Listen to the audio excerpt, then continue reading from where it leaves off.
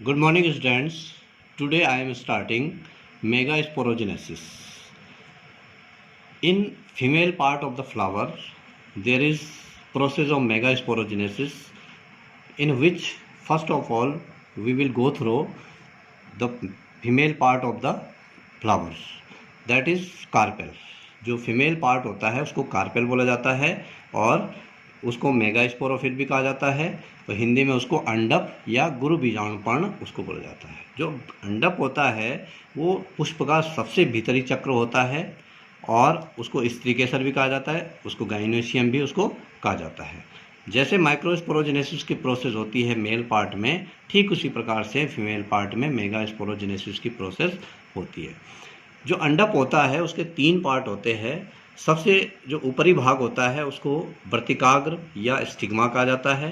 सबसे बीच का भाग होता है उसको स्टाइल या वर्तिका उसको कहते हैं. और सबसे निचले भाग, फूले हुए भाग को ओवरी या अंडाशय बोला जाता है, जिसके अंदर ओव्यूल लगे रहते हैं.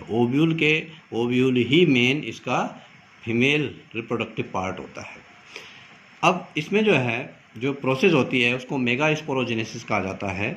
मेगास्पोरोजेनेसिस या गुरु बीजाणु जनन इसको बोला जाता है. जैसे उसमें हम लघु बीजाणु जनन कहते हैं मेल में, इसमें गुरु बीजाणु जनन कहा जाता है. इसमें अगर हम एक बात करते हैं कि तरुण बीजांडकाय की अगर हम बात करते हैं तो एक पुष्प की कलिका अगर हम लेते हैं, जैसे हमने उसमें लिया था एक छोटी से पुष्प की अगर कलिका हो रही है तो उसके अंदर सबसे पहले अगर फीमेल पार्ट की हम बात करें तो उसमें सबसे पहले मेरिस्टेमेटिक टिश्यूज़ होते हैं जो कि विभज्योतक कहलाते हैं. उनका माइटोसिस डिवीजन होता है जिसके फलस्वरूप उसमें बाहर की तरफ जो एपिडर्मिस होती है उसका निर्माण होता है. उसके अंदर हाइपोडर्मल सेल बनती है. हाइपोडर्मल सेल जो है वो आकार में बड़ी होती है, सघन जीव द्रव्य वाली होती है. उसके अंदर प्रोटोप्लाज्म जो है सघन रूप में भरा होता है और उसी से धीरे धीरे वही जो है आर्चीस्पोरियल इनिशियल में कन्वर्ट होती है. ये जो संरचना होती है ये 2n होती है, डिप्लॉयड होती है. इसमें गुणसूत्रों की संख्या दुगुनी होती है और पुनः ये जो आर्चीस्पोरियल इनिशियल होती है ये विभाजन करती है और विभाजन के द्वारा प्राथमिक बीजाणु जनन कोशिका प्राइमरी स्पोरोजिनस टिश्यू बनाती है. यहाँ पर क्या होता है, जो लघु बीजाणु जनन है माइक्रोस्पोरोजेनेसिस और ये गुरु बीजाणु जनन, इसमें और उनमें मेन अंतर ये है कि इसमें जो बीजांड होता है, प्रत्येक बीजांड के अंदर केवल एक ओवरी के अंदर कई बीजांड हो सकते हैं, लेकिन जो एक बीजांड होता है उस बीजांड के अंदर केवल एक स्पोरोजिनस सेल का निर्माण होता है, एक आर्चीस्पोरियल का निर्माण होता है और एक का ही निर्माण होता है. जब हम लघु बीजाणु जनन पढ़ रहे थे तो उसमें कई बीजाणु जनन कोशिकाओं का निर्माण होता है. तो इसमें जो है प्राइमरी स्पोरोजिनस सेल बनती है जिनमें की गुणसूत्रों की संख्या 2n रह जाती है.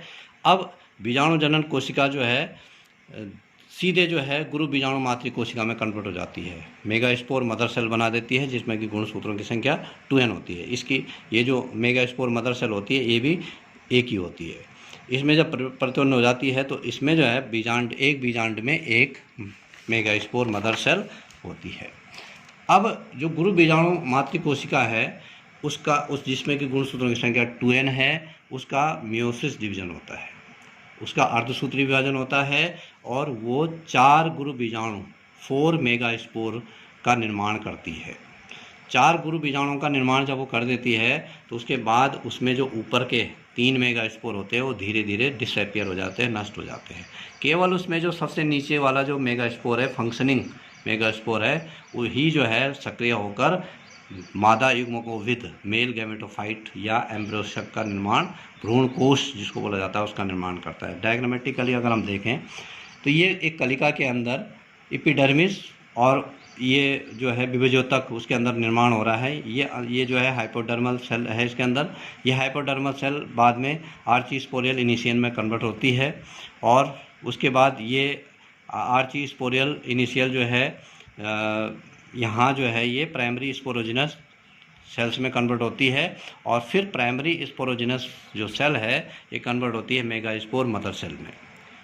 गुरु बीजाणु मातृ कोशिका में कन्वर्ट होती है. फिर इसका अर्धसूत्री विभाजन होता है और इस प्रकार से जो है 4 हैप्लॉइड जिनपे की गुणसूत्रों की संख्या n रह जाती है, आधी रह जाती है, 4 हैप्लॉइड मेगास्पोर का चतुष्क बनता है।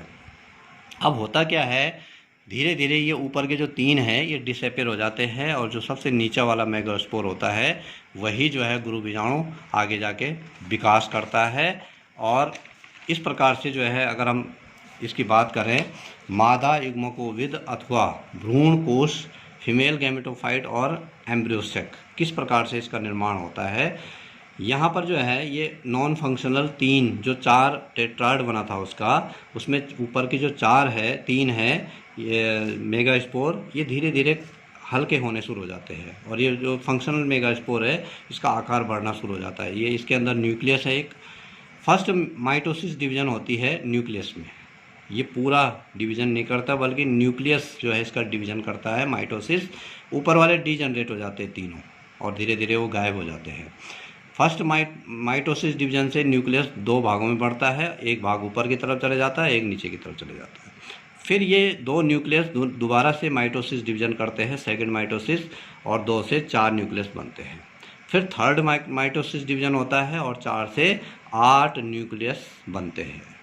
ठीक है, अब ये 8 न्यूक्लियस जब बन जाते हैं तो इनमें से 3 न्यूक्लियस निचले भाग में चले जाते हैं, 2 न्यूक्लियस एक साथ कंबाइंड होकर बीच में चले जाते हैं और 3 न्यूक्लियस ऊपर की तरफ चले जाते हैं।